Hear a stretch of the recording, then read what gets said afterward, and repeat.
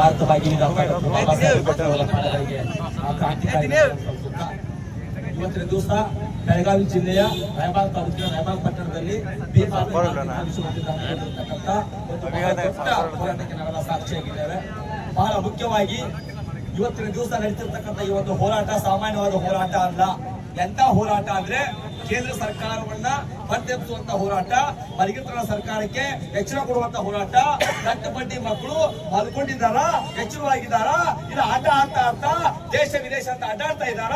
ಇದು ಸಾಯ್ತಕ್ಕಂಥ ವಿದ್ಯಾರ್ಥಿಗಳಿಗೆ ಅಥವಾ ಕೊಡತಕ್ಕಂಥ ವಿದ್ಯಾರ್ಥಿಗಳಿಗೆ ನ್ಯಾಯ ಕೊಡುವಲ್ಲಿ ಯಾವ ಕಡೆ ಹೋಗಿದ್ದಾರೆ ಅಂತಕ್ಕಂಥ ನಿಲುವು ನನ್ನ ಇವತ್ತಿನ ದಿವಸ ಕಾಡ್ತಾ ಇದೆ. ಅಲ್ಲ ಸರ್, ಲಕ್ಷಾಂತರ ವಿದ್ಯಾರ್ಥಿಗಳ ಭವಿಷ್ಯ ಜೊತೆ ನಾವು ಆಟ ಆಡಿದ್ದೀರಿ.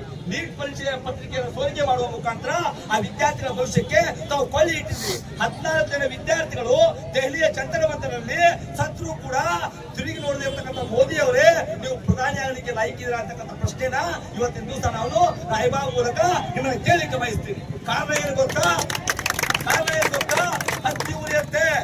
ಇವತ್ತು ರಾಯಬಾಗ್ ಪಟ್ಟಣ ಸಾಮಾನ್ಯ ಪಟ್ಟಣ ಅಲ್ಲ, ಇದು ಘಾಟಿಗೆ ವಂಶದ ಗಂಡು, ಕುಣಬಿ ವಂಶದ ಕುಡಿ, ಕೊಲ್ಲಾಪುರದ ಅರಸ, ಛತ್ರಪತಿ ಶಾಹು ಮಹಾರಾಜರ ಭೂಮಿ ಇದು.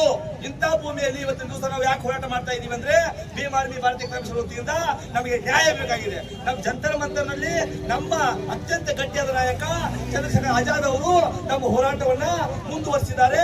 ನಾವು ಕೂಡ ಅದೇ ನಿಟ್ಟಿನಲ್ಲಿ ತಹಶೀಲ್ದಾರ್ ಬಂದಿದ್ದಾರೆ